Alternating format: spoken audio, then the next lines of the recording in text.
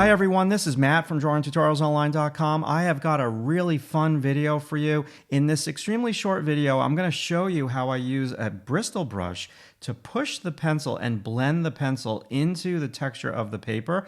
I like to use a brush instead of using a blend-in stump. Sometimes blend-in stumps can just become way too heavy.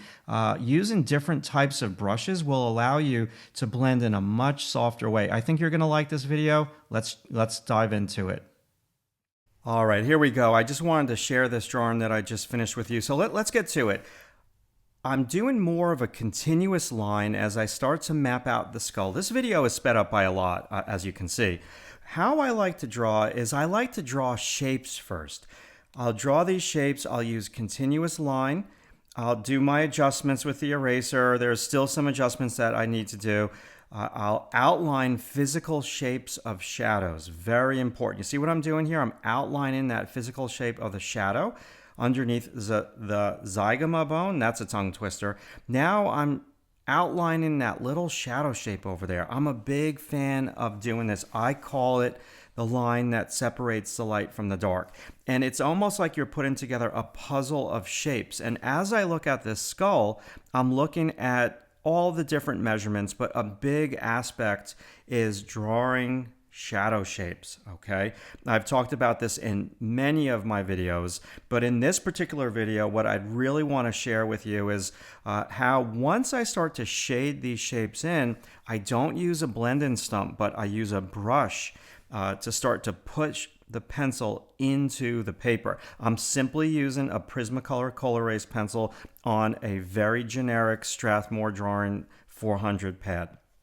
So I refine the shapes, okay, and I look around, I take some measurements, I step back. It's really important that you look at what you're drawing at least 50% of the time, and you draw the other 50% of the time. You don't want to look for 5% and then draw for 90 without looking.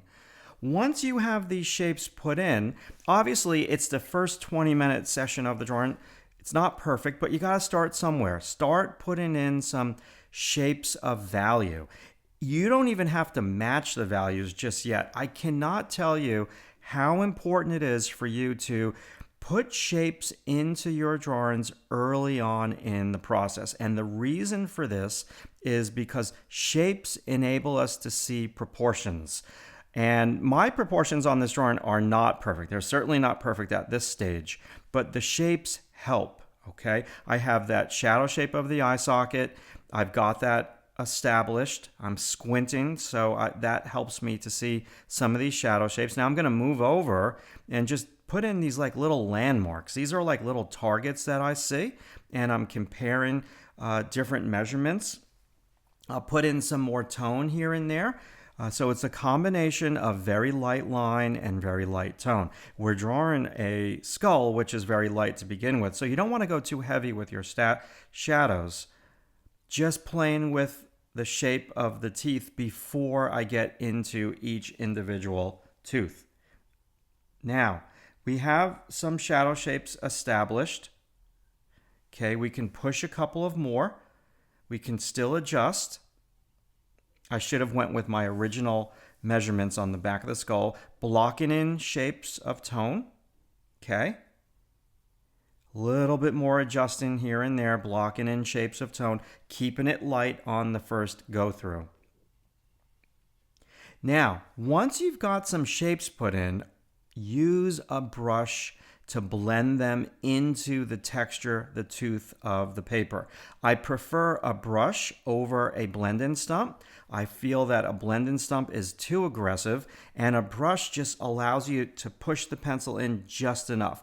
You could use a brush like this, or what you can do is you can use a stiffer brush to really push the pencil into the nooks and crannies of the paper. So this is a pretty stiff bristle brush, and it's helping me to push the pencil into the texture of this paper. This is a great way to create softness in your drawings. Softness equals realism. Now, you don't want to overdo this. You just want to do it where the shadows are, and this is a very initial stage of the drawing. We still have a ways to go, and let's jump now to the finish, and this is close to being finished, and as you can see, The drawing has a really nice soft feel to it. But the point of this video was to share with you, number one, use continuous line when you start. Number two, block in some shadow shapes. Number three, use the brush to push that pencil into the texture of the paper, and then rinse and repeat. Keep doing this. And as you start to model, you can use your kneaded eraser and you can use a bigger brush also to model. Thank you so much for watching. Links are below this video. I'll talk to you soon. Hey, thank you so much for watching that video. I hope that you learned something from watching that. If you'd like to know more about drawingtutorialsonline.com, check out the links in the description below. And if you like the video, give it a thumbs up. I really, really would appreciate that. And I'll talk to you soon. Be good.